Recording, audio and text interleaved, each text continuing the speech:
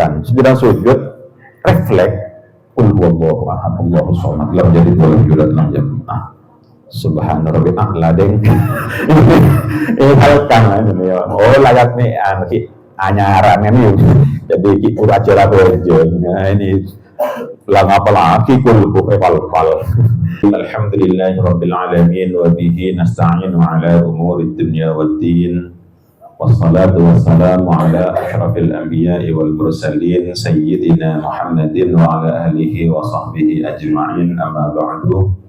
Hadratul muhtaramin, para alim, para masyayikh, para kiai, asatidz, ustadzah, para bapak, para ibu, saudara-saudara, anak-anakku sekalian, semua jamaah majelis ngaji pada bulan yang kesemuanya sangat saya muliakan, wabil khusus Bapak Ketua RW 5, Bapak Ketua RT 10, Bapak Ketua Rukun Himaya Budi Luhur dan Ibu-Ibu PKK RT 10 dan segenap pengurus RW, pengurus RT, pengurus Rukun Himaya dan semua tokoh yang mohon maaf tak dapat kami sebutkan nama mulia panjenengan satu persatu, tak mengurangi rasa hormat dan takzim kami kepada panjenengan semuanya. Hadirin wal hadirat rahimakumullah.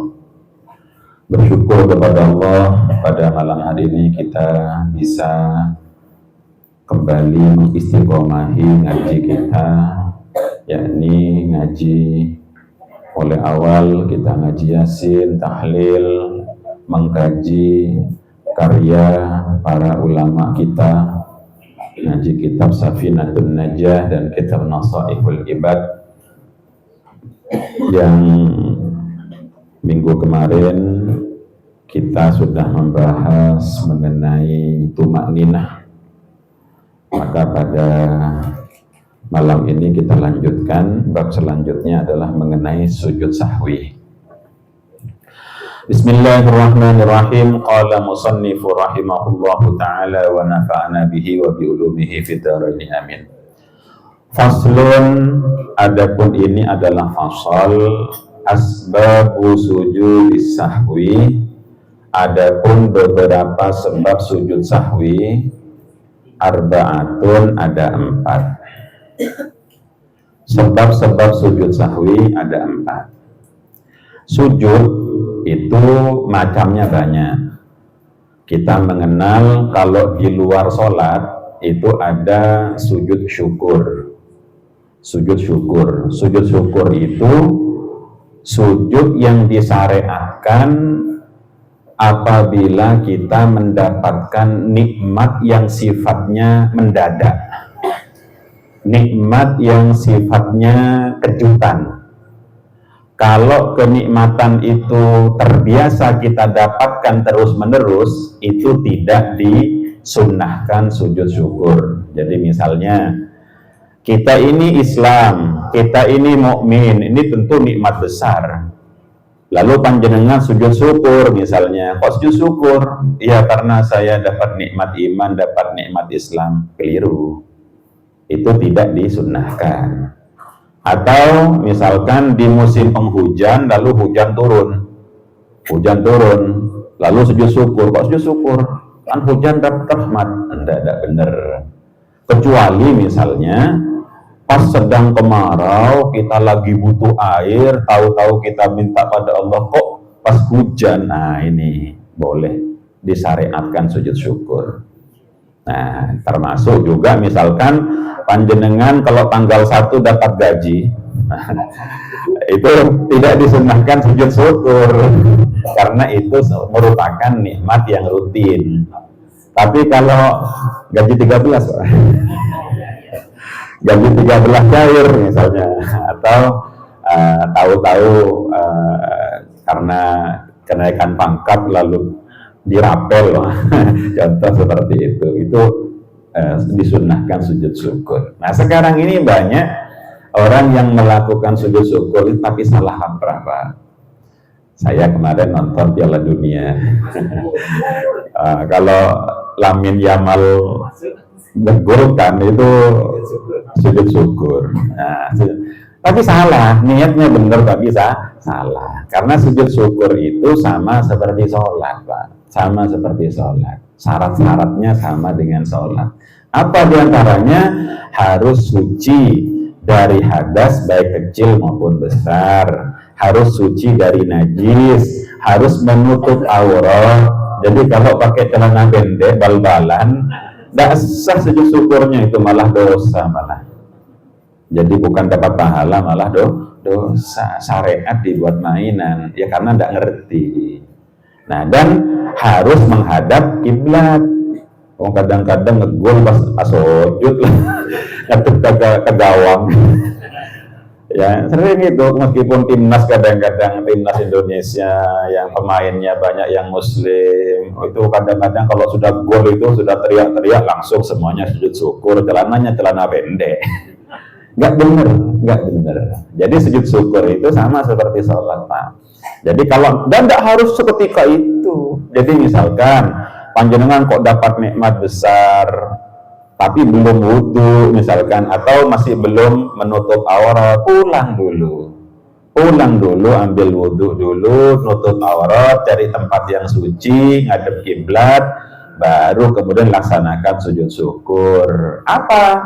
Bagaimana tata caranya? Jadi yang pertama wajib niat. Kalau orang NU itu niatnya sunnah dilafalkan, ya kalau ahlu sunnah dilafalkan. Jadi bagaimana lafal niatnya?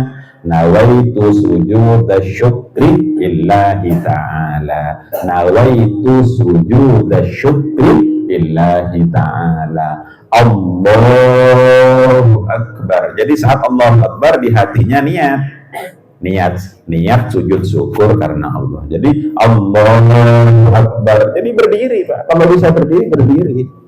Meskipun kalau duduk juga boleh. Jadi misalkan nawaitu sujuda syukri lillahi ta'ala, Allahu Akbar, baru langsung sujudnya sunnah takbir intiqal, Allahu Akbar, langsung sujud seperti biasa. Nah, jadi apa bacaannya? Silahkan membaca tasbih seperti tasbih di dalam sujud juga boleh. Subhana rabbil a'la wa bihamdi, subhana rabbil a'la wa bihamdi, subhana rabbil a'la wa bihamdi, itu boleh. Setelah itu Allahu Akbar, tidak usah tahiyat, langsung Assalamualaikum warahmatullah, Assalamualaikum warahmatullah. Sunnah, pahalanya banyak. Orang sujud syukur begitu, tapi caranya harus benar. Jadi boleh pakai bacaan yang panjang juga boleh. Sajada wajhi lilladzi khalaqahu wa sawwarahu wa syaqqa sam'ahu wa basarahu bihaulihi wa quwwatihi tabarakallahu ahsanul khaliqin. Biasanya itu yang dibaca. Tapi kalau misalkan udah hafal, gara-gara tidak hafal bacaan itu lalu tidak sujud syukur, salah juga. Jadi pokoknya kita kalau dapat nikmat mendadak, atau kita ini selamat dari musibah misalnya.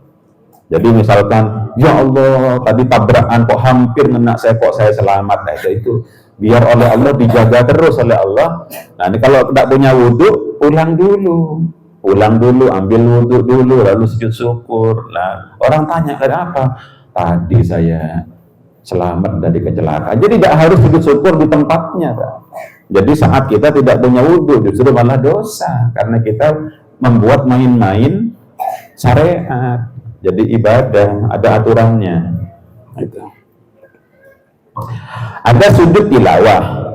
Jadi kalau sujud syukur itu tidak di dalam sholat, di luar sholat. Kalau sujud tilawah, kalau misalkan membaca ayat-ayat sajadah, itu baik di dalam sholat maupun di luar sholat, itu kita sunnah sujud tilawah. Ini yang sering itu di Mekah, Pak, di Mekah Madinah itu.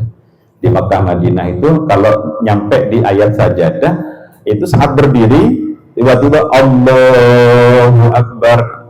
Kalau yang tidak khusyuk, yang tidak konsentrasi, ruku. Sangkunin ruku. Mak sujud ke binur asujud dosa kalian. Setelah itu berdiri lagi melanjutkan bacaan Qur'annya. Itu namanya sujud tilawah, baik di dalam sholat maupun di luar sholat. Sama Kalau misalkan panjenengan kok tidak memungkinkan sujud syukur karena najis, misalkan karena tidak punya wudhu, tapi kepengen segera bersyukur, maka bisa diganti dengan kalimat Subhanallah, Alhamdulillah, wa la ilaha illallah, Allahu Akbar, la haula wa la quwata illa billahil aliyil azim. Baca begitu. Kalau dapat nikmat itu sama mendengar ayat sajadah. Kalau misalkan tidak hendak sujud tilawah, maka baca itu Subhanallah, Alhamdulillah, wa la ilaha illallah, Allahu Akbar, la haula wa la quwata illa billahil aliyil azim. Itu yang kedua. Yang ketiga ada sujud sahwi. Nah, sujud sahwi ini sujud karena lupa. Apa saja itu? Nah, ini yang akan kita bahas. Jadi penyebab sujud sahwi itu kata musannif pengarang kitab Safinatun Najah ada 4. Al-awwalu, adapun yang pertama, tarku ba'din min ab'adis salatih, adalah meninggalkan sebagian dari sunnah ab'adnya sholat. Jadi sunnah dalam sholat itu ada 2, ada sunnah hayat, ada sunnah ab'ad. Kalau sunnah hayat, andaikan ditinggal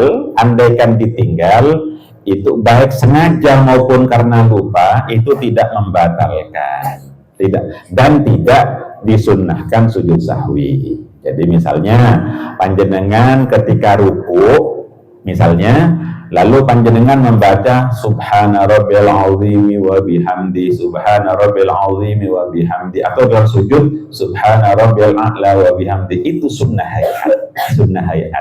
Andaikan tidak baca, baik sengaja maupun lupa, tidak perlu sujud sahwi, karena itu termasuk sunnah hayat. Nah, tapi kalau sunnahnya sunnah ab'ad, nah sunnah ab'ad nanti di bab berikutnya itu dijelaskan ab'adus sholah sab'atun. Jadi sunnah ab'ad itu di dalam sholat itu ada 7. Apa yang 7 itu? At-tasyahudul awwalu, tasyahud awal. Jadi kalau panjenengan misalkan lupa tidak tasyahud awal, maka nanti harus sujud sahwi. Atau yang kedua, wa qu'uduhu, dan duduk ketika tasyahud awal. Yang ketiga, wassalatu ala nabi sallallahu alaihi wasallam fihi, membaca sholawat kepada nabi di tasyahud awal. Wassalatu alal ali, dan membaca sholawat kepada keluarga nabi fit tasyahudil akhiri, di tasyahud akhir. Wal kunutu, dan membaca kunut. Wa qiyamuhu, dan berdirinya kunut. Wassalatu wassalamu, mengucapkan sholawat dan salam ala nabi sallallahu alaihi wasallam, atas Nabi Muhammad sallallahu alaihi wasallam, wa alihi, dan keluarganya Nabi, wa sahbihi, dan sahabatnya Nabi, fihi, di dalam kunut. Nah, contoh itu Pak, wa sallallahu ala sayyidina Muhammadin wa ala alihi wa sahbihi wa baraka wa sallam. Nah, itu kalau panjenengan lupa membaca wa sallallahu ala sayyidina, itu sunnah sujud sahwi. Nah, karena itu termasuk sunnah ab'ad, begitu. Nah, jadi satu penyebabnya kalau kita meninggalkan sunnah ab'ad, sebagian dari sunnah ab'ad. Kan sunnah ab'ad ada 7. Jadi tidak harus tubuh-tubuhnya ditinggalkan, satu saja ditinggalkan, maka kita sunnah lagi-lagi, jadi sunnah sujud sahwi. Jadi tidak wajib. Hukum sujud sahwi ini hukumnya sunnah. Ya, jadi apabila sunnah ab'ad ini ditinggalkan, jadi sunnah ab'ad ini sunnah yang sangat penting di dalam kesempurnaannya sholat. Sama dengan begini, Bapak Ibu yang dimuliakan oleh Allah. Orang kalau tidak punya kaki masih disebut orang apa enggak? Masih disebut manusia tidak? Tak sampurna karena tidak punya kaki. Bagaimana supaya bisa berfungsi dengan baik seperti orang yang punya kaki? Maka butuh kaki palsu atau butuh kursi roda. Lah ini kursi rodanya, kaki palsunya itu sujud sahwi. Jadi seperti itu. Jadi orang kalau misalkan sholat subuh tidak baca kunut, Iki bejen keng tak sampurna pada nama manusia tandi soko. Nah, kalau supaya lengkap bagaimana? Ya sujud sahwi, gitu maksudnya. Kalau misalkan tidak sujud sahwi, apa saja sih? Keng tak sampurna. Jadi keng tak sampurna. Lupa tidak tasyahud awal, akan sunnah itu. Kan tidak apa-apa sunnah. Ya tidak apa-apa, sah-sah. Keng tak sempurna, seperti itu, tapi tidak sempurna. Jadi makanya kalau kita meninggalkan sunnah abad harus dalam madhab Syafi'i itu sunnah sujud sahwi. Au ba'dil ba'di. Au ba'dil ba'di atau meninggalkan sebagian dari sebagian. Meninggalkan sebagian dari sujud sahwi, contohnya tadi itu Pak, contohnya misalkan ya kita ini baca kunut tapi kunutnya itu ada yang lupa, fa innal tamri wala yubdun, lupa. Soalnya kenapa? Soalnya selalu salat jamaah mun akun kun bagian amin. Ketika imamnya nyampe di fa innaka taqdi wala kan olah-olahan osah baca amper. Nah ini namanya meninggalkan sebagian dari sebagian. Nah itu atau misalkan panjenengan ketika tasyahud awal itu at-tahiyatul mubarakatus shalawatut thayyibatu lillah assalamu alayka ayyuhan nabiyyu wa rahmatullahi wabarakatuh. Misalkan dari bacaan-bacaan itu ada yang lupa, kayak tak hafal misalkan, maka berarti kita meninggalkan sebagian. Kenapa kok ditinggalkan? Karena lupa. Maka itu sunnah sujud sahwi karena meninggalkan sebagian. Nah, tapi di sini perlu saya jelaskan. Kalau kita ini misalnya lupa tasyahud awal, jadi misalkan kita ini sholat duhur atau sholat asar atau sholat isya yang 4 rakaat itu. Nah, atau sholat maghrib. Jadi ketika sholat duhur rakaat yang kedua, pada rakaat yang kedua, mohon perhatian, ini penting karena sering terjadi. Ketika sudah rakaat kedua kan harusnya kan duduk untuk membaca tahiyat awal, membaca tasyahud awal, tapi lupa langsung berdiri, dapat 2 rakaat langsung berdiri. Allahu Akbar. Katanya yang di belakang subhanallah. Katanya imam, katanya makmum subhanallah. Kita sudah berdiri, imamnya sadar, aduh lupain, misalkan tojo mas, batal.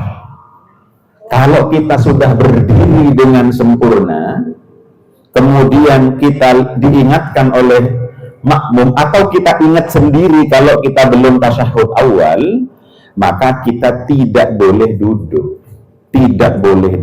Kenapa? Karena berdiri ini rukun. Berdiri itu wajib. Sedangkan tasyahud awal itu hukumnya sunnah. Tidak boleh meninggalkan wajib hanya untuk melaksanakan sunnah. Tidak boleh sama dengan panjenengan tahajud yang tak bojong boleh tidak? Tak boleh. Mending bojong sopu meskipun tak tahajud. Nah itu tidak boleh Pak, tidak boleh. Jadi kalau sudah berdiri, nah kalau belum berdiri sempurna maka boleh duduk. Jadi misalkan Allah subhanallah wajib boleh. Nah ini boleh. Jadi ya tidak perlu sujud sahwi, kan tidak ditinggalkan tasyahudnya. Tapi kalau panjenengan terlanjur berdiri dan ingat bahwa belum melakukan tasyahud awal, lanjutkan. Tapi nanti sebelum salam lakukan sujud sahwi, makle lengkap, makle sampurna seperti itu. Nah, sama dengan dengan kunut sama. Jadi misalkan ketika sholat subuh ketika rukuk kan sami Allahu liman hamidah, kan harusnya kan Allahumma hdina fi man hadait misalkan. Nah ini sami Allahu liman hamidah langsung Allah katanya makmumnya subhanallah. Jadi atau tidak diingat, ingat sendiri misalkan Allah subhanallah, berdiri lagi ketika masih belum sujud. Tapi kalau sudah sujud lalu panjenengan diingatkan belum kunut lalu berdiri, batal sholatnya karena kunut itu sunnah, sedangkan sujud itu wajib. Tidak boleh meninggalkan wajib untuk melaksanakan sunnah. Biarkan tinggalkan kunutnya, tapi nanti sebelum salam laksanakan sujud sahwi. Jadi gitu. Tapi kalau misalnya nih, yang keliru, yang lupa itu makmumnya, bukan imamnya. Contohnya gini, saya ngimami sholat duhur misalkan. Pas rakaat yang kedua saya tasyahud, berdiri, tapi makmumnya tak konsen. Oleh itu langsung berdiri, Allahu Akbar. Makroju. Saya berdiri apa duduk? Nah, ini pentingnya ngaji. Saya wajib duduk. Kok bisa? Tadi katanya tidak batal. Kenapa? Saya memang berdiri ini wajib, tetapi saya ikut imam juga wajib. Soalnya imamnya duduk, maka saya juga ikut duduk karena posisi saya sebagai makmum. Nah, kalau imam kan tidak mengikuti makmum, nah itu.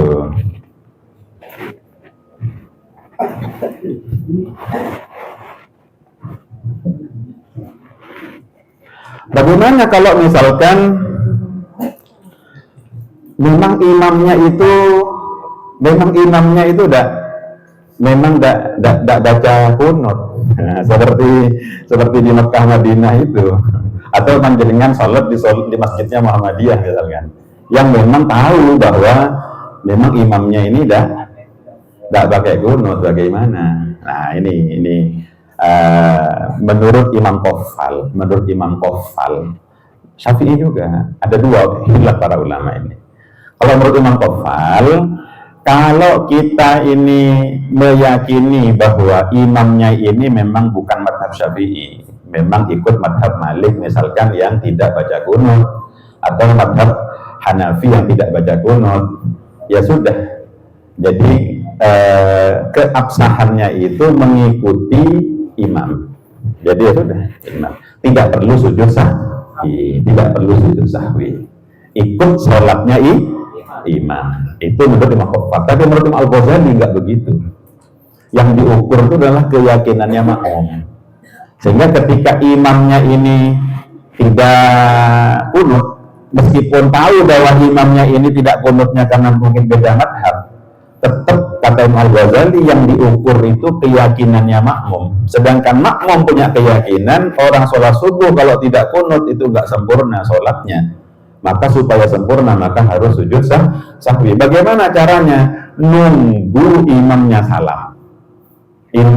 Ketika imamnya Assalamualaikum warahmatullah, maka yang makmum tadi yang madhab Syafi'i itu dia sujud sahwi, tapi nunggu salamnya imam, karena makmum sudah tidak wajib ikut imam ketika imamnya sudah salam, itu sudah nggak wajib.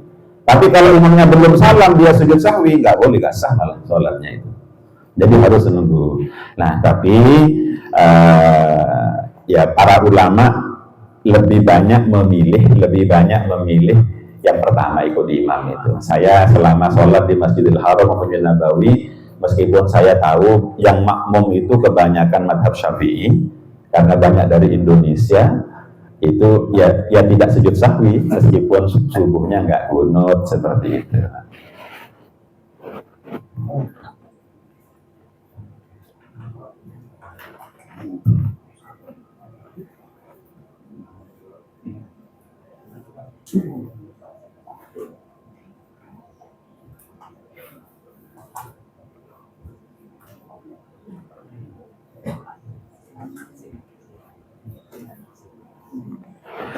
Kemudian itu yang pertama ya Pak ya. Yang kedua, asani yang kedua, fi'lu ma yubtilu amduhu wa la yubtilu sahwuhu. Asani adapun yang kedua, fi'lu ma melakukan sesuatu yubtilu yang dapat membatalkan amduhu apa itu kesengajaannya ma. Wa la yubtilu dan tidak membatalkan sahwuhu apa itu lupanya ma. Jadi misalkan idza fa'alahu jika melakukannya nasian dalam keadaan lupa. Jadi begini, di dalam sholat itu ada suatu pekerjaan, ya, kalau sengaja ditinggal itu batal, tapi kalau tidak sengaja tidak batal. Ada pekerjaan yang apabila sengaja ditinggalkan itu batal, tapi kalau tidak sengaja tidak batal. Nah, ini yang kalau tidak sengaja ini maka sunnah sujud sahwi. Apa contohnya? Di sini di penjelasannya Syekh Nawawi,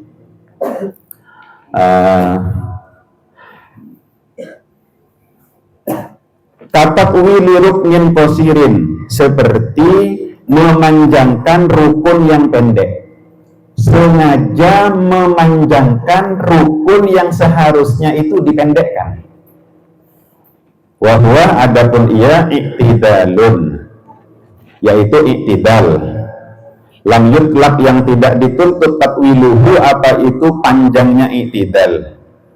Wa julusin dan duduk baina sajadataini di antara dua sujud kadalik begitu pula tidak dituntut panjang. Jadi iktidal kalau misalkan iktidalnya ini panjang, ukuran panjangnya seberapa? Seukuran orang baca Fatihah. Ini batal sholatnya Pak. Batal sholat kalau sengaja. Tapi kalau kita ini memang saking nggak konsen atau kadang-kadang terawih ngantuk. Sami Allahu liman hamidah kang. Selain la sujud lebih mancing gitu. Lah ini kalau hitungannya panjang, tapi panjangnya iktidal ini karena lupa, bukan karena sengaja, tidak membatalkan, tapi nanti sujud sahwi, begitu. Atau panjenengan tadi itu duduk di antara dua sujud pertama, Allahu Akbar, Rabbi firhamni wajurni warfa'ni. Biasanya kalau berjamaah tidak ikut imam biasanya. Mau kajian ketibi, ketemu. Lantaran aku ujian semua. Lah ini duduk di antara dua sujudnya panjang. Padahal dua rukun ini nggak boleh panjang. Jadi iktidal sama duduk di antara dua sujud ini disebut rukun qasir, rukun pendek. Kalau sengaja dipanjangkan batal sholatnya, tapi kalau tidak sengaja tidak batal, tapi sunnah sujud sahwi. Contohnya itu. Dan juga lagi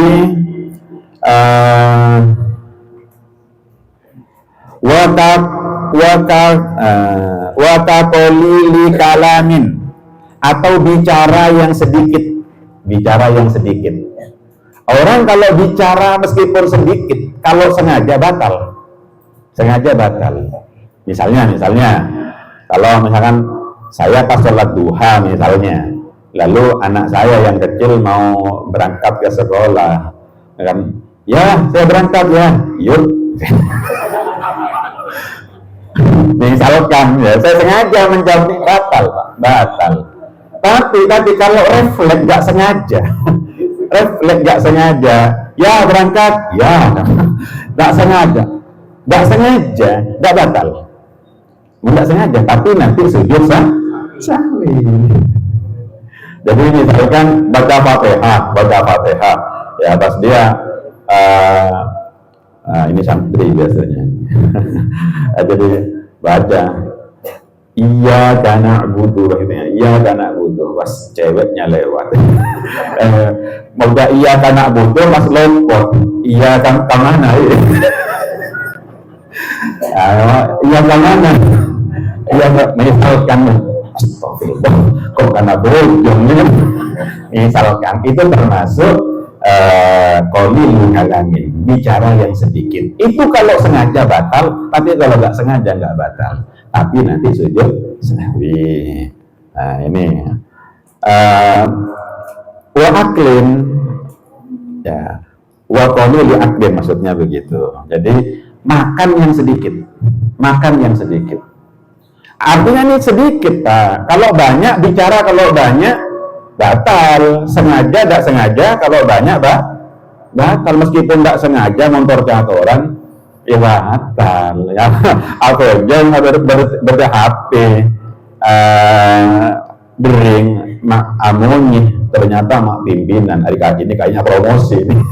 Kalau saya batalkan gimana? Misalkan diangkat, misalkan, ya sorry dan saya lagi sholat dan misalkan kalau dimatikan misalkan, ya batal Pak, karena itu bukan bicara yang sedikit, bicara yang banyak. Jadi sengaja tak sengaja batal. Tapi kalau sedikit, nah termasuk makan yang sedikit, makan yang sedikit. Jadi masa ada orang sholat makan? Ya contohnya. Nah ini habis makan rujak, habis makan rujak kepuni mak misalkan tak kecapok jamaah langsung tak kumur apa. Nah ini sambil macam Fatihah, mak bedekaren kacang, leman kita elang. Jadi leman kita elang, kelungu. Nah ini, enggak. Astagfirullah, kok mak kelungu kacang. Nah ini, itu namanya sedikit. Sedikit. Tapi mon bede pentul. Ki ikunya, harus lebih sekolah ini. Banyak mon pentul. Jadi tekal mau tak sengaja, tak kulur. Nah, lemon kun kacang segone bedekaren kening kelunyu. Nah, itu nanti sujud sahwi.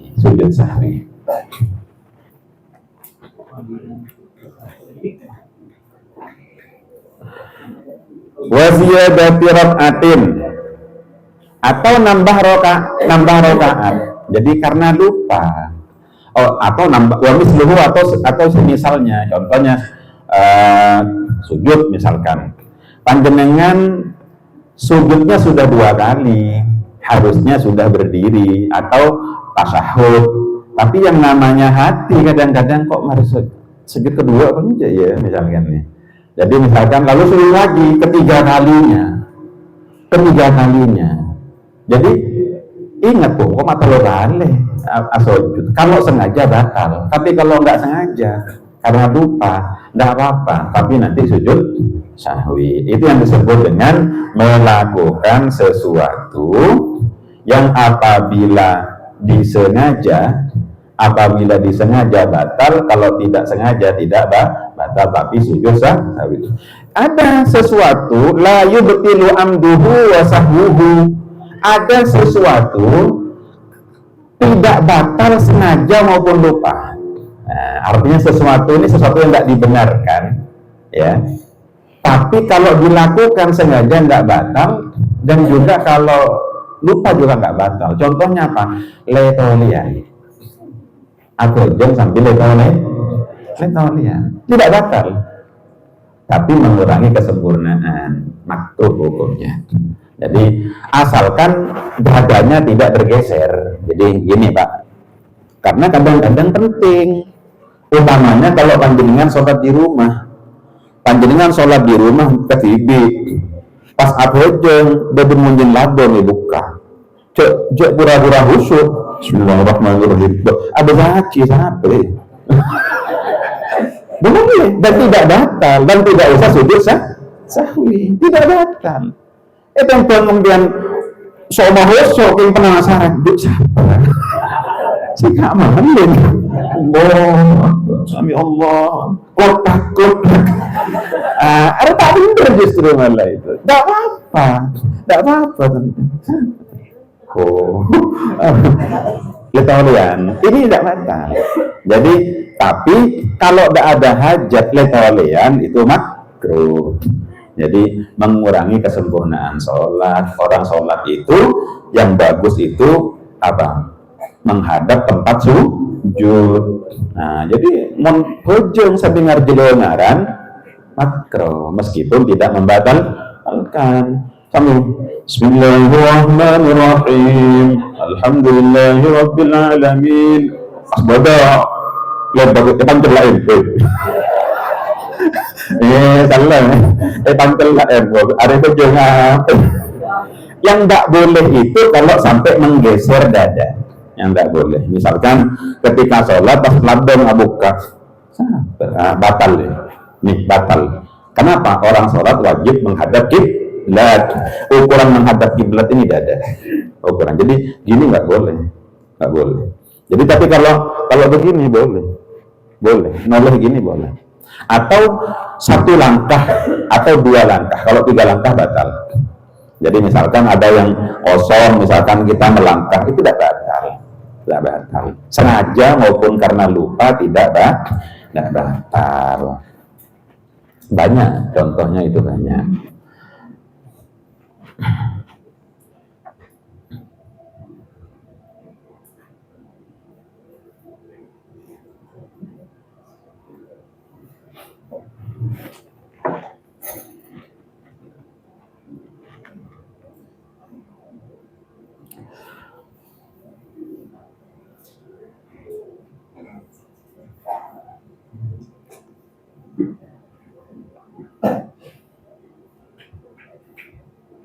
Asalisu dan yang ketiga, sebab yang ketiga, sorry, tadi ada sesuatu yang kalau sengaja batal, lupa juga, sengaja tidak batal, lupa juga tidak batal. Yang ketiga ada ma yubtilu anduhu wa sahuhu. Ada sesuatu itu kalau dilakukan baik sengaja maupun lupa batal semua.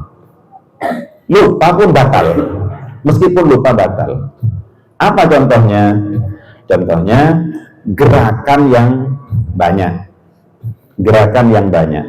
Jadi itu meskipun karena lupa atau tidak sengaja batal. Atau makan yang banyak tadi tetap batal.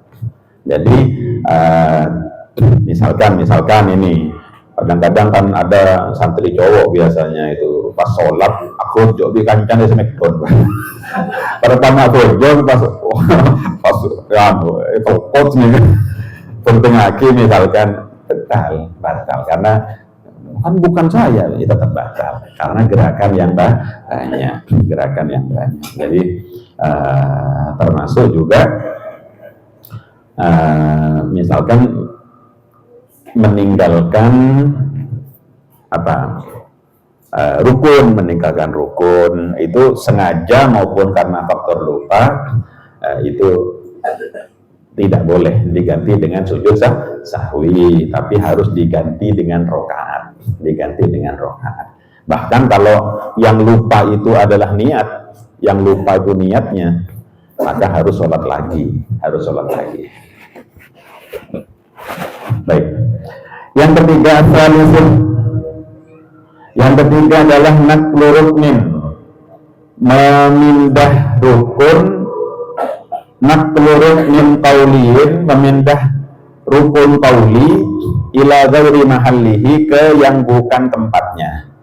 Rukun qauli. Jadi rukun dalam sholat itu ada 3, Pak. Ada ulama mengatakan 2. Ada yang mengatakan 3. Apa itu? Satu, rukun yang mengatakan 3, ada rukun qalbi, rukun yang bangsa hati. Seperti niat. Saya niat sholat zuhur 4 rakaat karena Allah. Itu di mulut melafalkan sunnah yang wajib itu di hati. Makanya disebut dengan rukun qalbi. Niat itu rukun qalbi. Yang kedua rukun fi'li, perbuatan. Panjenengan harus berdiri, kemudian panjenengan ruku, panjenengan iktidal, panjenengan sujud, itu fi'li namanya, perbuatan. Bacaannya itu sunnah. Ada rukun qauli. Rukun qauli itu takbir Allahu Akbar, harus terucap. Kalau harus terdengar minimal diri kita sendiri. Kalau misalkan kita nggak dengar takbirnya, kundi kebian melolo asal aja nggak. Fatihah itu wajib terdengar minimal diri kita sendiri, telinga kita sendiri minimal. Jadi Bismillahirrahmanirrahim. Alhamdulillahirrahmanirrahim. Jadi mungkin kebian, apalagi bacanya dalam hati, tidak sah sholatnya, karena itu termasuk rukun qauli. Kemudian tasyahud, at-tahiyatul mubarakatus sholawatut thayyibatul lillah, assalamu alaika, itu wajib terdengar. Sholawat ya di tasyahud akhir itu wajib terdengar ya. Jadi Allahumma sholli ala sayyidina Muhammad wa ala ali sayyidina Muhammad dan seterusnya. Dan yang terakhir adalah salam. Assalamualaikum warahmatullahi. Itu wajib terdengar. Itu namanya rukun qauli. Nah, jadi ada rukun qalbi, ada rukun fi'li, ada rukun qauli. Nah, yang ketiga di sini memindah rukun qauli ke yang bukan tempatnya. Contohnya baca Fatihah itu kan pada waktu berdiri, tapi yang namanya lupa atau gimana, karena tidak konsen pas waktu tasyahud, ya karena tak konsen, temu baca Bismillahirrahmanirrahim, Alhamdulillahirrahmanirrahim. Kok baca Fatihah? Nah ini nggak batal, tapi nanti sujud sahwi. Kenapa? Karena meletakkan rukun qauli tidak pada tempatnya. Jadi seperti itu, Pak. Atau misalkan ketika sedang sujud, refleks, qul huwallahu ahad Allahus samad lam yalid walam yulad lam yakul lahu subhana rabbil a'la. Ini halkan ini. Oh, layak nih anyaran ini. Jadi kita acara berjalan. Nah, ini lang apa lagi kul fal. Nah, ini lebih kasar kita kul wallahu. Salah. Kul Korea bacaan mari Fatihah. Jadi sorry. Tapi itu bukan rukun, Pak ya, bukan rukun. Jadi yang rukun tadi itu saya salah mencontohkan kul. Jadi Fatihah yang rukun qauli itu Fatihah, sholawat, tahiyat itu. Kemudian yang ar-rabi'u dan yang keempat adalah urut min fi'liyin, melakukan rukun fi'li tadi itu ma'a ihtimali ziyadati, disertai keraguan-raguan menambah rukun.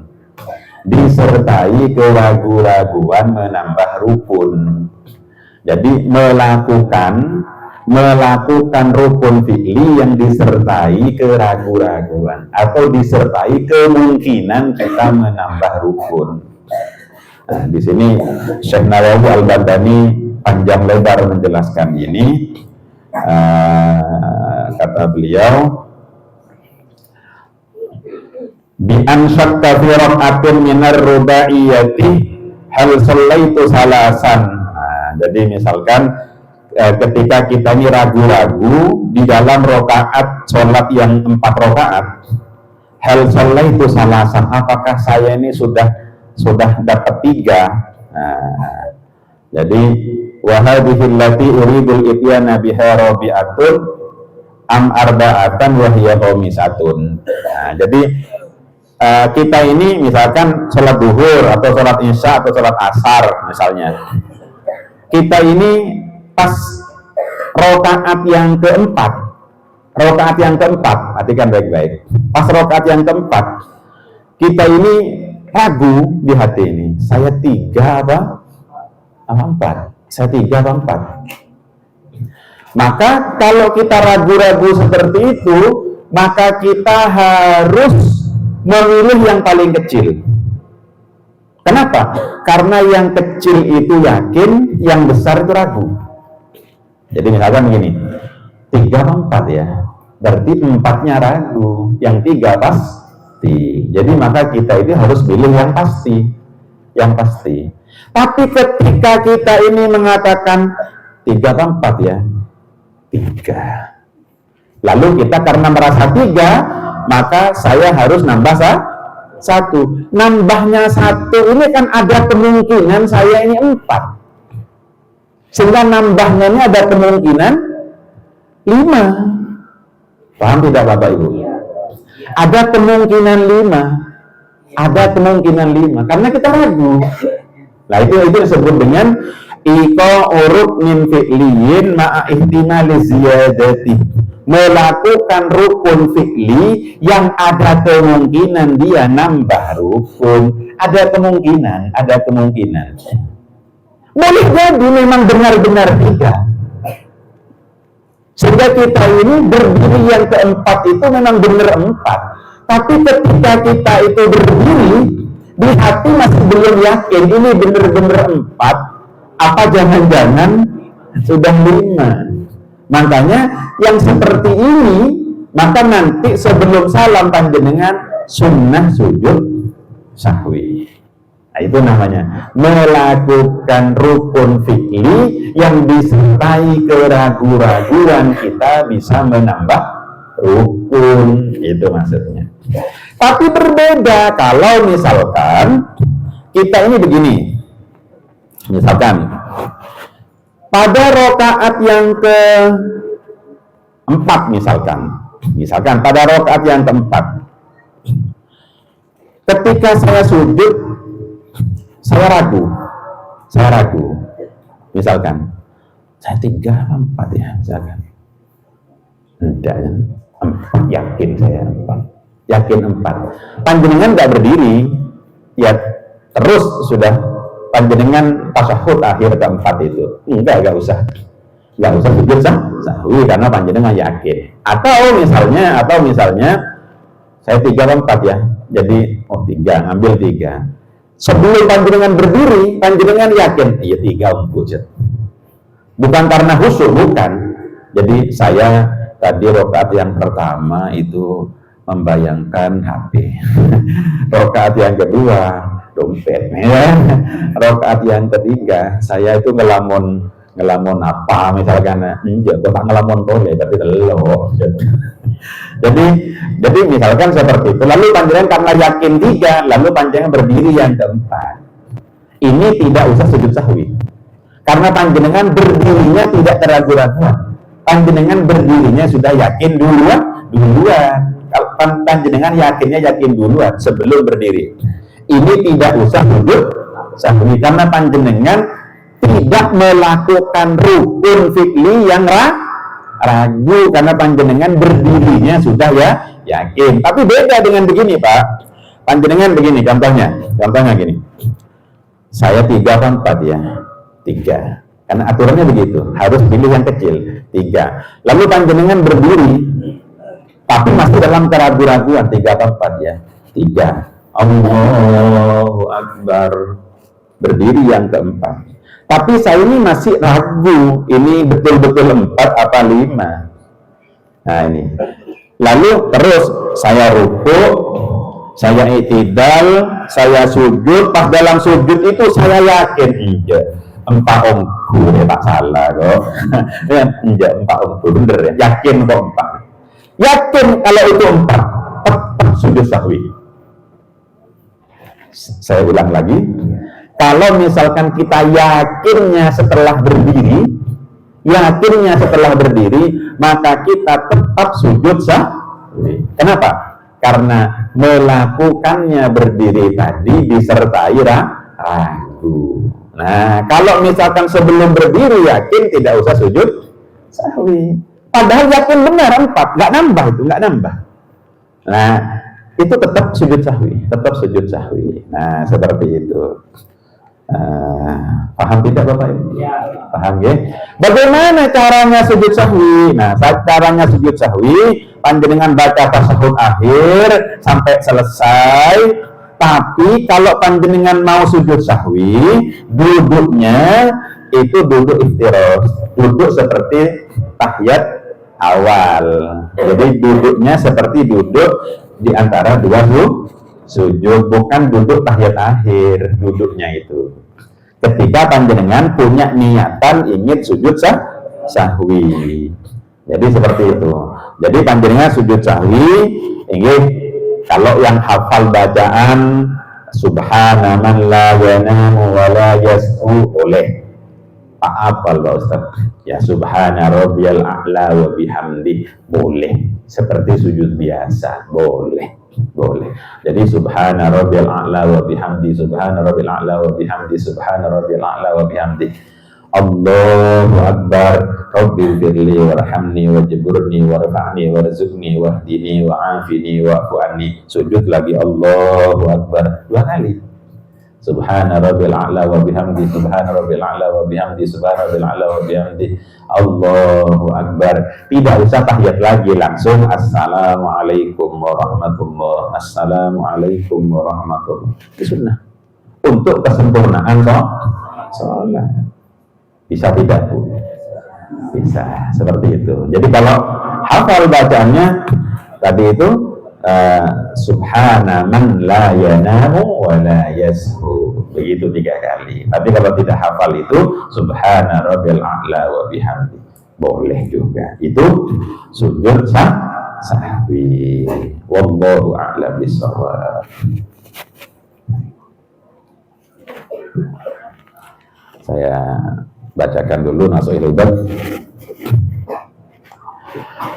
Bismillahirrahmanirrahim. Qala musannifu rahimahullahu ta'ala wa nafa'na bihi wa bi ulumi fid dharain amin. Wal maqalatul hadiyatu asyarah. Dan adapun maqalah ke-11 dari bab 6. Jadi Nasuhul Bab ini babnya itu bab mengenai 2 perkara, bab 3 perkara, 4 perkara, 5 perkara, 6 perkara, 7 perkara. Ini masuk bab yang 6 perkara.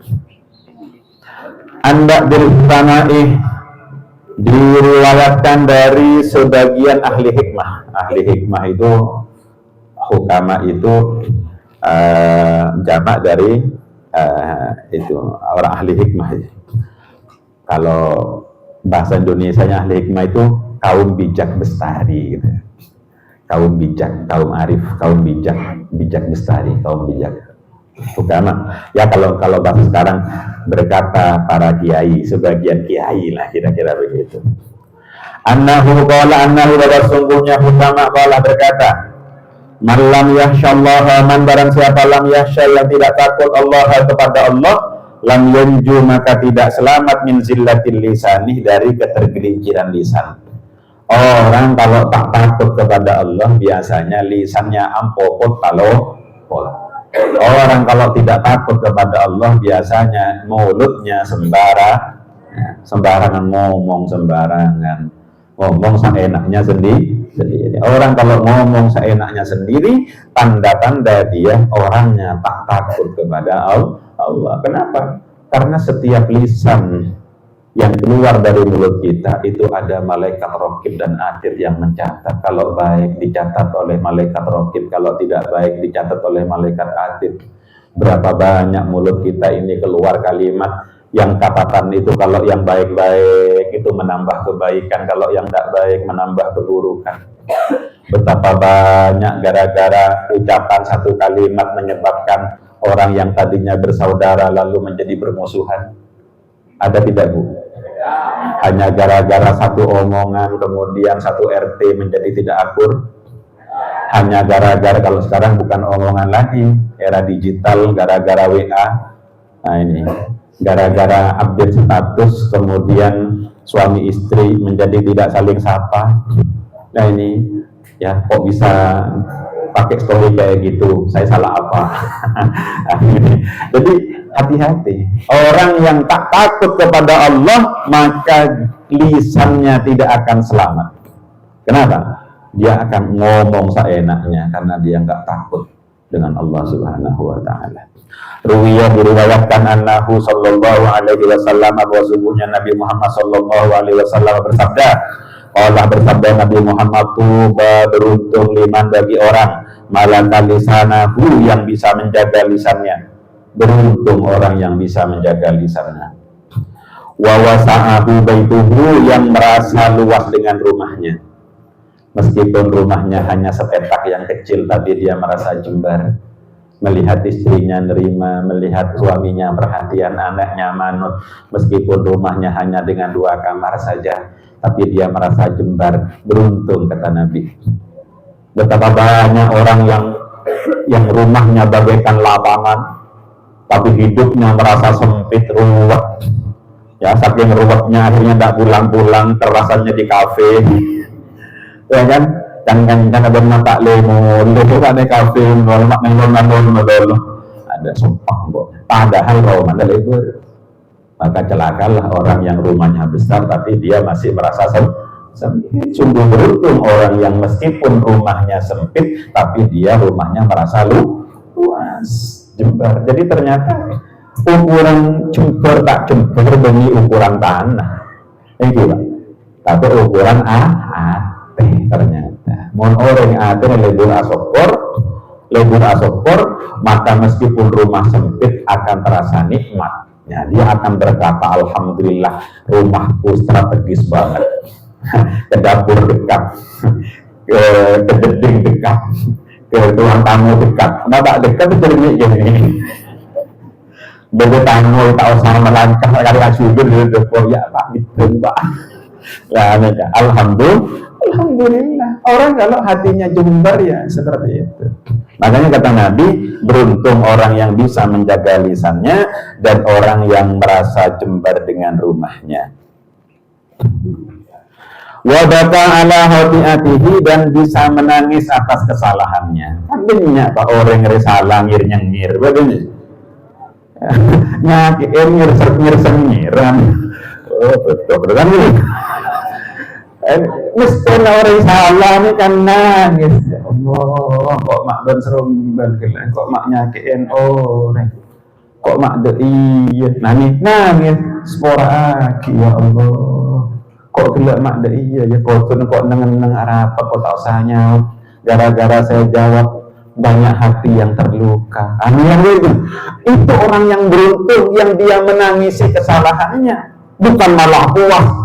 Kok puas ke situ ya? Apa juga kan? Itu mah dia dari pasar. Wah, nyakiin orang mak puas. Nanya gini aja. Oh, salah puas. Tak cukup ada kereta ke kancam Jawa. Update status. Hari ini aku puas. Apa juga kan? Ada maru-maru dari pasar kan? Nah, ini tak boleh.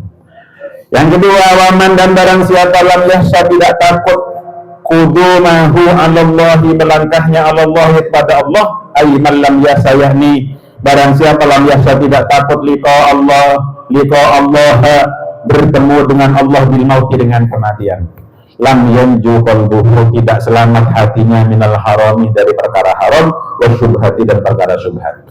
Jadi orang kalau dia tak takut bertemu Allah, tak takut bertemu Allah, artinya apa? Kematian, tak takut. Bahwa orang kalau mati nanti dia akan jumpa Allah. Kalau jumpa Allah semuanya akan ditanyakan.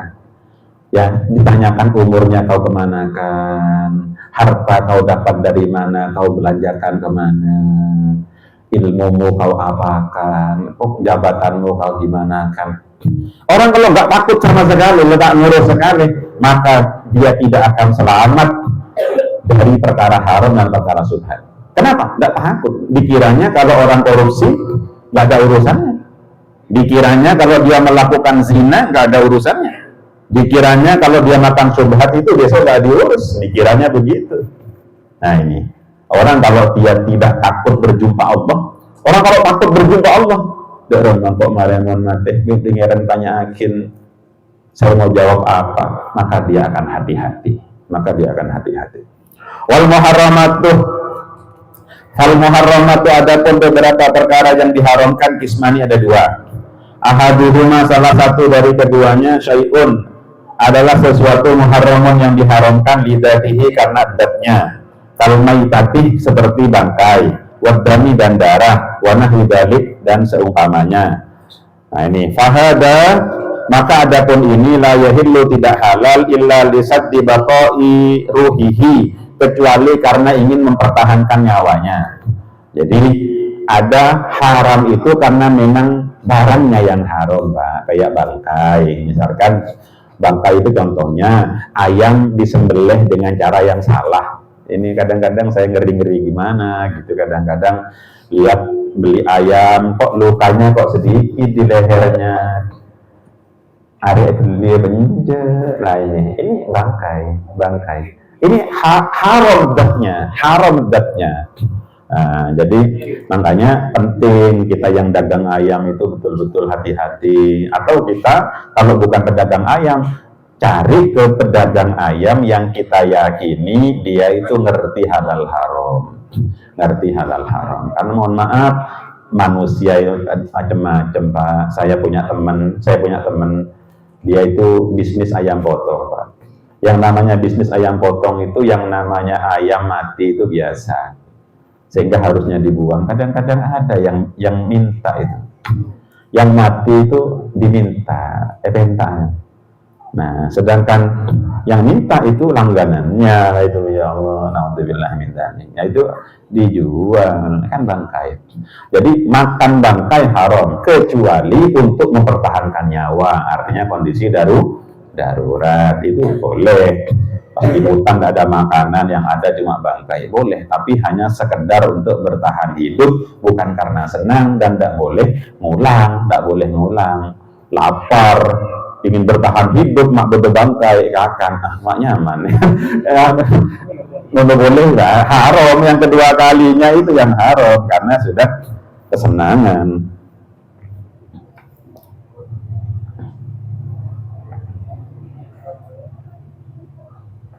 Wasani dan yang kedua, halalun fi nafsihi, halal di dalam dirinya karena itohiri seperti air yang suci.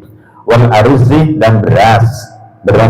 Lakinnahu tetapi mamlukun dimiliki lilwairi orang lain. Fayahrumu maka haram alaika atas kamu hatta yasiroh milkaka sampai ia menjadi milikmu biwajhin jaizin dengan cara yang boleh fisar'ih menurut syarak.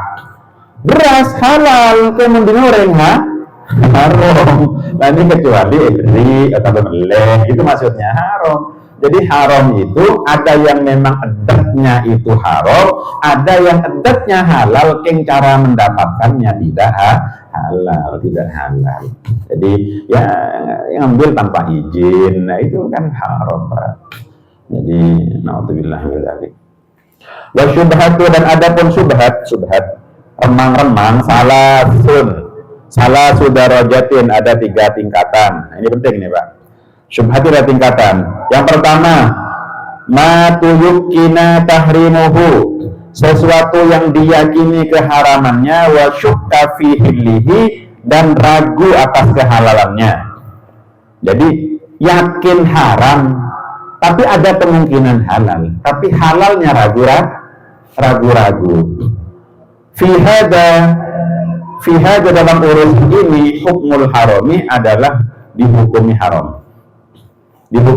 Jadi kalau misalkan kita yakin haramnya tapi kehalalannya ragu-ragu, ini haram. Nah, jadi wa ma tuyukina, dan sesuatu yang kedua, dan sesuatu yang diyakini hiluhu apa itu halalnya, wa syukka fi tahrimihi, dan diragukan keharamannya, wa hadhihi syubhatu. Ini yang disebut dengan syubhat. Syubhat itu yakin halal, tapi jangan-jangan ada yang enggak halal ini. Nah ini syubhat namanya. Jadi haramnya ragu-ragu, ya, halalnya yakin. Ini namanya syubhat. Jadi yang disebut syubhat itu adalah sesuatu yang yakin halal tapi ada kemungkinan haram. Tarkuha, adapun meninggalkan syubhat minal waro'i, tergolong orang yang warok. Orang yang warok itu kalau ada yang meragukan ditinggalkan, meskipun dia yakin halal. Ya, saya punya teman, Pak, di kementerian itu, teman. Saya main ke rumahnya, maaf. Saya main ke rumahnya itu ada kotak, kayak kotak amal gitu. Tulisannya besar, kotak syubhat gitu. Kotak syubhat, saya tanya itu, apa kayaknya? Betul kotak syubhat, beliau pejabat, kayaknya. Kok menulis amplop tak jelas, terus ada dina juga. Mau oleh negoji, kok terdiri sumber orang halal. bagi ketang ini kok bagi ketang anak mau tak jelas oh iya benih tolak kadang-kadang mau tolak kan sakit hati sabut jinna bego kalau betul mau ibaratnya dia tukum gareng miskin bego tukum gareng miskin tak ikan tangan. Nah ini syubhat namanya. Syubhat itu apa? Yakin halal, dia tidak korupsi kok, tidak korupsi, tapi kan dia ebri apa sih kota alam kok ebri ya. Jangan-jangan ini gratifikasi karena saya pejabat, paling dia ada maunya, paling dia mau minta proyek, tapi alasannya apa ini kan? Tidak hadiah masa kerja hadiah dan ini hadiah bukan oleh terima hadiah, tapi ada kan beda maunya, itu disebut dengan ada apa istilahnya itu interest, ada kepentingan. Yang ketiga, ini warna dan sesuatu yang tamilu mengandung kemungkinan ayyakuna halalan wa haraman. Ada kemungkinan halal, ada kemungkinan haram. Fayam bagi tarbuhu, maka hendaklah meninggalkannya. Gak jelas maksudnya. Bukan syubhat kalau gak jelas tuh Pak. Yang disebut syubhat itu banyak orang salah paham. Dikiranya syubhat itu yang ketiga ini. Yang ketiga ini gak jelas halal haramnya. Contohnya begini, contohnya ini. Jadi panjenengan kok di halaman kok ada uang, ada kesana apa? Tanpa selesai apa di tamu burger. Ini bukan syubhat, ini nggak jelas ini. Ini halal apa haram ini? Maka kalian bagi tarbul aja, cek akan. Jangan dimakan, jangan diambil. Udah, kalau perlu ya biarkan. Kalau di jalan menemukan uang itu biarkan saja Pak. Nah, biarkan saja. Jadi tidak usah diambil, biar. Nah, oke orang yang jatuh, ya seperti di Mekah Pak. Di Mekah itu umumnya yang saya tahu, okay? Kalau orang jatuh dibiarkan. Tapi kalau di Masjidil Haram itu ada tempat yang semua orang tahu. Dan sekarang di halaman juga ada tempatnya, tempat barang temuan. Jadi kalau misalkan ada orang menemukan apa itu, uang, HP, apa itu diambil, tetapi ditaruh di situ. Kalau tidak mau naruh, jangan diambil. Jadi misalkan menemukan HP kok bagus, dibawa ke hotel. Nanti kalau dia nyari mau tak kasihkan. Siapa sih nyari mau HP tak aktif? Lah ini orangnya sudah terlanjur pulang ke negaranya. HP-nya harganya 5 juta. Siapa sih abolinya? Lah ini kasihkan ke tempat orang barang hilang, boleh gitu. Kalau tidak mau mengantarkan ke tempat orang hilang, tempat barang hilang, jangan diambil. Nah kemarin beberapa waktu yang lalu saya punya teman HP-nya hilang, ya ketemu Pak di dekat Hijri Ismail itu ada tempat penitipan barang hilang. Jadi di Hijri Ismail itu ada kotak dijaga polisi. Kalau menemukan barang di situ sudah antarkan ke situ. Nanti orang itu semua pada tahu kalau HP-nya hilang, datang ke Hijri Ismail tanya ke polisi, Pak HP saya hilang. Nanti polisinya tanya HP apa, merek apa ini, dibuka kuncinya buka. Kalau bisa buka kuncinya dikasihkan, kalau tidak bisa buka kuncinya tidak dikasihkan sama polisinya. Nah seperti itu. Itu kalau kita ada sesuatu yang nggak jelas halal haramnya, tinggalkan. Kalau Rasulullah Sallallahu Alaihi Wasallam bersabda Rasulullah Sallallahu Alaihi Wasallam, "Dakma yaribuk, dak tinggalkanlah sesuatu yaribukah yang meragukan kamu, ilama menuju sesuatu la yaribukah yang tidak meragukan. Fa inna sidqah, karena sesungguhnya kejujuran, tumakninatun itu menenteramkan, wal kadzibah dan kedustaan, raibatun itu meragukan, membuat gelisah. Rawahu Tirmidzi. Wal yaribukah, dan adapun lafaz yaribukah bi fathil ya'i bisa dibaca fathah ya-nya, wa dhammiha dan dibaca dhammah iya-nya. Bisa dibaca yaribuk, bisa dibaca yuribuk, itu maksudnya. Wa makna hadal hadis, dan adapun arti dari hadis ini, utruk ma tashukkah, tinggalkan sesuatu yang meragukanmu, fihillihi, di dalam kehalalannya, waqdil ila ma la tasyukkuh, dan berpalinglah menuju sesuatu, berpindahlah kepada sesuatu yang tidak meragukan, fihillihi, di dalam kehalalannya. Jadi kita ini ambil yang jelas-jelas halal, lakukan yang jelas-jelas boleh. Kalau ragu-ragu jangan. Ini boleh apa enggak ya? Boleh apa enggak? Enggak usah. Ini halal apa enggak ya? Halal. Enggak usah. Jadi panjenengan mohon maaf sering ini. Panjenengan bisnis yang tak ngerti hukumnya, ini boleh apa enggak ya? Boleh apa enggak kayak gitu? Udah enggak usah, cari yang halal saja. Cari yang jelas-jelas halal saja. Itu maksudnya. Wa man lam yakun ayisan, dan barang siapa lam yakun ayisan yang tidak menaruh harapan, aitati ar-raja'i, yakni memutus harapan anil khalqi dari makhluk, lam janju minat toma, maka dia tidak selamat dari toma. Jadi begini Pak, orang itu toma gara-gara dia itu ada maunya sama orang lain Pak. Ada maunya. Orang kalau tidak punya keinginan kepada makhluk, maka dia tidak akan toma. Jadi contohnya begini, saya punya teman kaya, tapi saya tak kepengen hartanya, maka saya nggak toma. Jadi andaikan saya diundang sama dia, lalu saya tidak dikasih uang, maka saya tidak menggerutu. Yang menyebabkan menggerutu itu karena kita nih punya harapan kepada orang itu, sehingga kalau nggak dikasih, akhirnya kita ceritanya lain. Sogi yang cerai. Padahal demi cerai kita yang toma, ya. Padahal orang itu tidak ngasih kepada kita itu mungkin pertimbangannya banyak. Ngapain ngasih Pak Mantur PNS misalkan? Sedangkan masih banyak saudara saya yang miskin, yang butuh. Tapi saya beda mikirnya, karena saya toma. Genceng macet. Ada cair, ada sate jelas ada tuh sate. Ini doa kalau mana pun itu keluarin aing ingkote misalkan cenderung keren aneh. Padahal demi tuan rumah aja keng tamu ya seto toma. Dia orang muntan di pangarep bertamah lo selamat dari toma. Orang keng munrep narep bololo berdiri orang maka tak kira selamat dari toma. Orang salah Rabbi. Coba panjenengan saya di Jakarta sesoki, arti sesoki saya kerja Raffi Ahmad misalnya. Karena ada mereka tak ngarep ke Raffi Ahmad, tak kira arasan Raffi Ahmad. Anak tak kenal. Kita kata itu nah ini. Tapi kita ini kalau punya teman kaya, kadang-kadang kita berharap pemberian dari dia. Ini yang menyebabkan kita nih toma, hati-hati.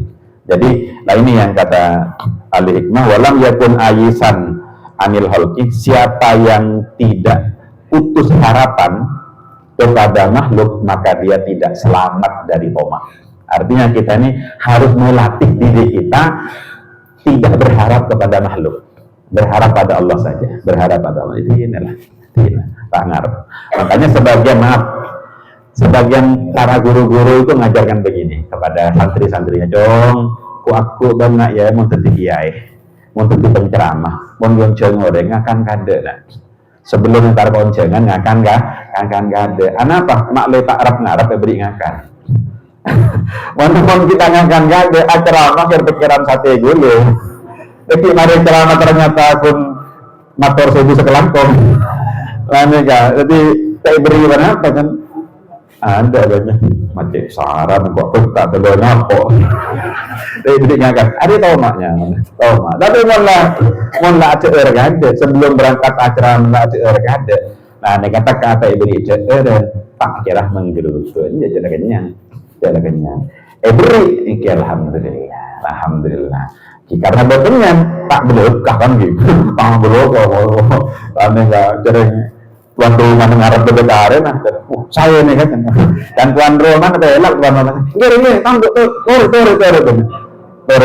petang dorongku, ada tomo, ada belokah dulu,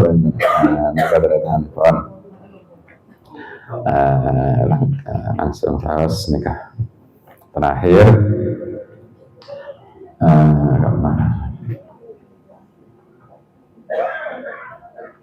wa man lam yakun hafidhan ala amalihi, barang siapa yang tidak menjaga ala amalihi atas amalnya mimma yufsiduhu, dari sesuatu yang dapat merusak amal, lam yanju minar riya, maka dia tidak dapat selamat dari riya.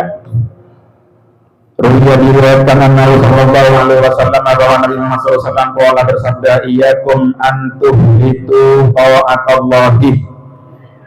Berhati-hatilah kamu semua antum itu ta'atallahi, mencampur aduk ketaatan kepada Allah bihubbi fana'il ibadi, dengan senang dipuji manusia. Fatah bintang mata menjadi hancur akmalukum, apa itu amal-amal kamu. Jadi kalau kita punya amal, hati-hati dengan pujian orang. Jadi jangan bukan tak boleh dipuji orang, tapi hati kita itu harus berhati-hati, jangan berharap dipuji orang. Karena apa? Sudah kadung susah payah berbuat kebaikan, gara-gara seneng ria ingin dipuji orang, akhirnya rusak amalnya. Itu maksudnya. Jadi hati-hati, eman-eman. Sudah kadung beramal, kok kita ria, rusak amalnya. Ya, semua orang senang dipuji, Pak. Tapi berharap pujian jangan. Berharap pujian jangan. Wa man lam yasta'in billahi, dan barang siapa yang tidak minta tolong kepada Allah ala tirasi qalbihi, atas penjagaan hatinya, lam yanju minal hasad, maka dia tidak selamat dari hasad. Jadi orang itu harus minta tolong kepada Allah, Pak, agar menjaga hati itu, agar tidak dengki.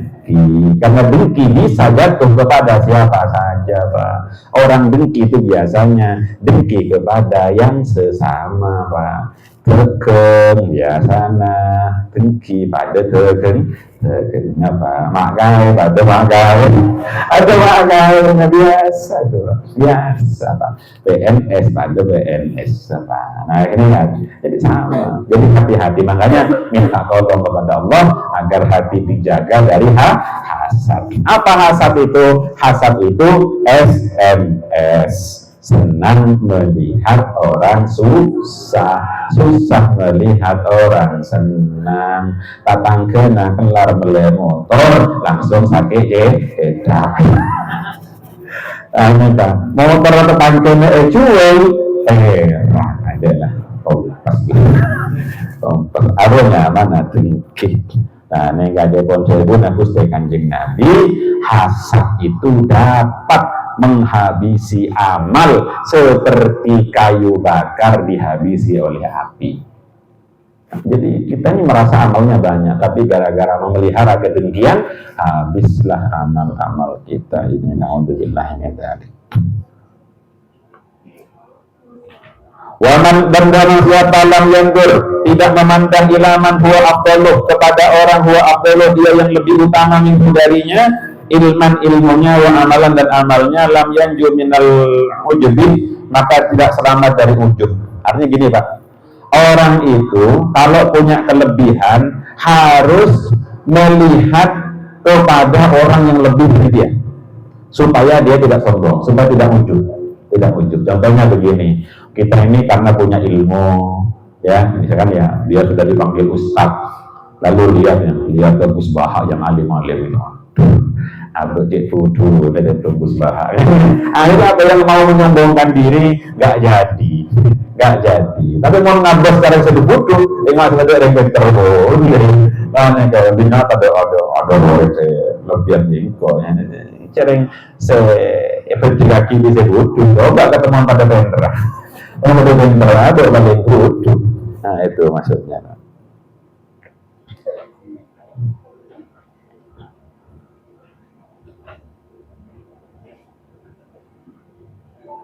Man hamida nafsahu, dan barang siapa yang memuji nafsahu dirinya, ada amalun sholihin, terhadap amal perbuatan solehnya, faqad dalla syukruhu, maka menjadi rusak syukurnya, wa habita amaluhu, dan menjadi hancur amalnya. Rawahu Abu Nu'aim.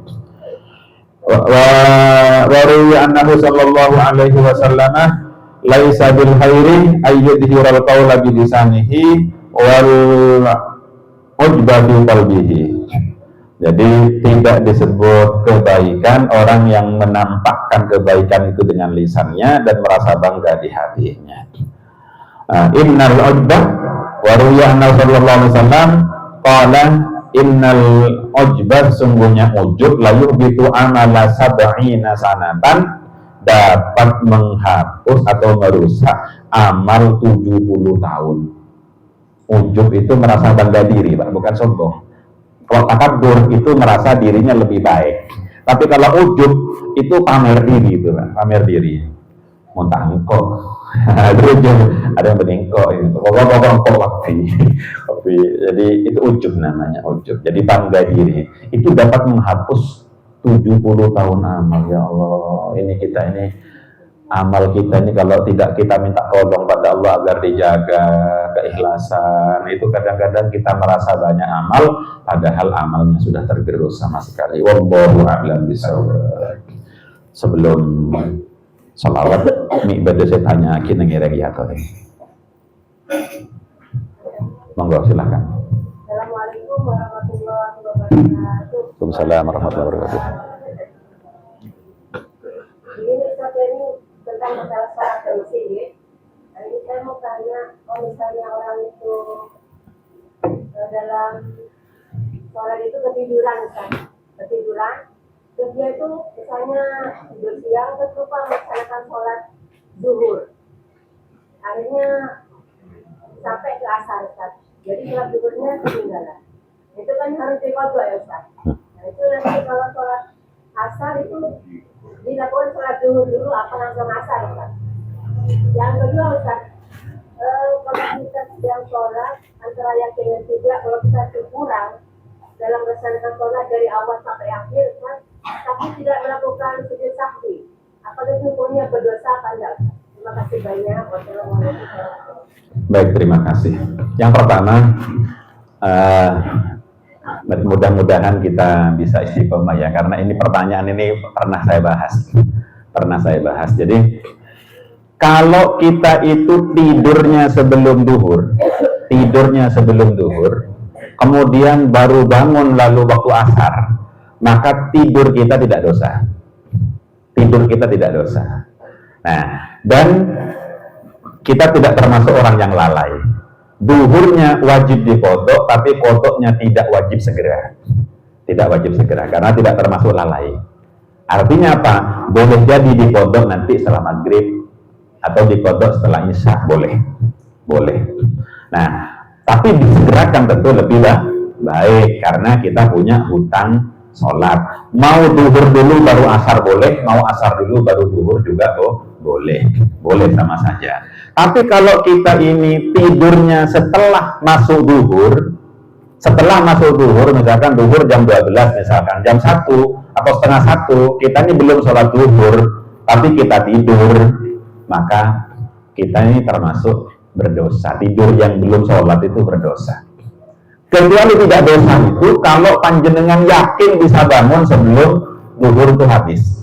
Yakin itu bukan hanya keyakinan pribadi, tapi disertai dengan aksi. Contohnya begini, bilang kepada suaminya, jadi atau siapa anaknya, ibu bangunkan. Kalau kamu bisa membangunkan ibu nanti jam 2, tak kasih uang 50.000. Insya Allah dijaga apa kan? Jangan ngomongku, takuin John, all 2 langsung harus deh dibangunkan. Ini tidak dosa, begitu tidak dosa. Kenapa? Saking payah, mau sholat payah, nanti malah tidak bagus, tidak khusyuk dan sebagainya. Saya harus tidur. Tapi kalau panjenengan merasa payah langsung tidur, padahal tanpa ada keyakinan saya bisa bangun sebelum asar, dosa. Tidurnya dosa. Selama tidur itu dosa. Dan ketika bangun ternyata nanti asar, maka kita termasuk orang yang lalai dalam sholat. Maka wajib segera mengqadha. Jadi fauron seperti itu. Jelas ya? Baik. Yang kedua, kalau kita ragu-ragu tadi itu seperti yang dicontohkan tadi, lalu tidak sujud sahwi, bagaimana? Padahal kita melakukan beberapa 4 hal tadi, salah satu dari 4 penyebab yang sudah kita bahas itu, sudah tahu. Kalau tapi tetap saja tidak sujud sahwi, ya tidak membatalkan sholat. Karena sujud sahwi hukumnya sunnah, tapi tidak sempurna. Sholatnya tidak sempurna. Seperti saya contohkan tadi, orang tak punya kaki, ya tetap orang, tapi tak sempurna. Seperti itu. Lalu bagaimana kalau kita ini ragu-ragunya setelah selesai sholat? Selama sholat kita itu nggak ragu sama sekali, fine-fine aja, baik-baik saja. Setelah assalamualaikum warahmatullahi wabarakatuh, gila kok tasahud awal apa enggak ya gila. Kok gelap perlu teman ya? Oh, mari lah. Kalau sahabat soleh sudah tidak perlu sujud sahwi. Kecuali panjenengan ingat, kok gelap tahu tuh. Langsung ke kelangker, ya. Saya tadi salaman sama istri saya. Saya sering ngalamin begini, Pak. Saya sering ngalamin. Jadi nyampe di musola, kita wudhu, ya, segera wudhu. Ya. Bagaimana kalau misalkan saya tidak wudhu, sudah sholat, sudah selesai. Lah ini ingat, saya ngimamin lagi tadi misalkan, ngimamin. Kok gelap tahu wudhu, betal kok Pak ngimamin. Gimana status sholatnya makmum? Batal nggak betul? Batal nggak betul? Muntah beritahu tak betal. Tapi imamnya yang tidak sah sholatnya, harus sholat lagi imamnya. Kenapa? Karena dia yakin dia ada wudhu tadi. Kalau makmumnya apa perlu diumumkan? Tidak perlu diumumkan. Kalau misalkan saya imamin duhur, saya tidak wudhu, lupa tidak wudhu, asar ketemu Bapak Ibu, saya sekolah. Nah, anak apa Pak Ustaz dengan engkau kelo tak wudhu. Beremah, maka sholat duhurnya jamaah itu tidak sah semuanya. Maka semuanya harus ulang lagi, harus kodok semuanya. Nah, jadi kalau tidak ngomong, ya enggak, aman-aman saja. Pusat aku tak usah. Nah, makanya cek nyari kelakuan. Ada dia bahkan ajareta kalau ngomong dengan Pak Bapak dan begini sama sama gula dan diutuh. Wajar dengan lemari ngaji kelakuan Ustaz. Cek dengan menyerap. Nah ini jadi kadang-kadang jujur itu juga tak menguntungkan dalam kasus itu. Nah, sekali kira ini bantu dia. Monggo. Tadi kan disampaikan kita pada saat sholat boleh tengok kanan tengok kiri atau melangkah maksimal 2 rakaat. Itu hanya boleh pada saat di luar pada saat kita harus tumanina. Apakah gitu? Misalkan kita pada saat iktidal, setelah iktidal itu kita harus tumanina. Apakah itu juga diperbolehkan? Kita bergerak satu langkah. Oh iya, baik. Baik, ini bagus sekali pertanyaan. Minggu kemarin kita sudah membahas tumak ninah. Tumak ninah itu adalah diam sejenak dari satu gerakan rukun ke berikutnya dengan ukuran 3 detik. 3 detik. 3 detik itu ukuran subhanallah. Subhanallah. Ukuran subhanallah. Diam saja. Meskipun tidak baca subhanallah, seukuran itu. Nah, kalau misalkan kita dari rukuk ke iktidal, ini nggak ada diamnya sama sekali, disambung dengan tola-tola, itu berarti tidak tumakninah. Jadi nggak diem, jadi tidak cek-cek. Jadi tumakninah itu cek-cek artinya. Ya tidak termasuk. Nah, kalau kita ini sudah iktidal, sami'allahu liman hamidah, kita sudah diem seukuran subhanallah, berarti sudah lewat tumakninahnya. Lalu kok kita tolak-toleh misalkan, ini tidak membatalkan dan juga tidak perlu sujud sahwi. Tidak perlu sujud sahwi. Masih ada? Monggo Pak Dahan. Ini misalnya belanja di mall, maksudnya sebelum dulu yang kedua, saking asiknya belanja dapat bonus, akhirnya belanja. Ternyata setelah keluar itu asal. Terus itu apakah dikodok atau dijawab atau bagaimana ya? Makasih.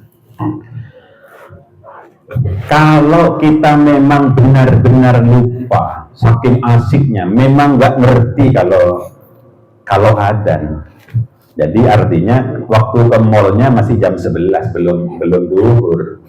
Saking asiknya biasanya Bu Ibu biasanya.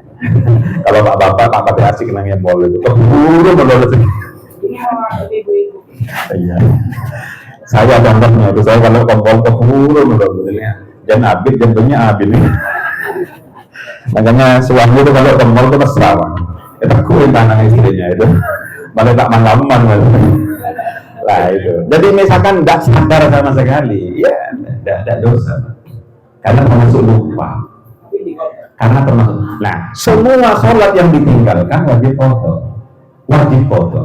Jadi qadha itu kalau kita mengerjakan sholat di luar waktunya, baik karena lalai maupun karena lupa, lalai atau lupa. Kalau sengaja lalai namanya itu.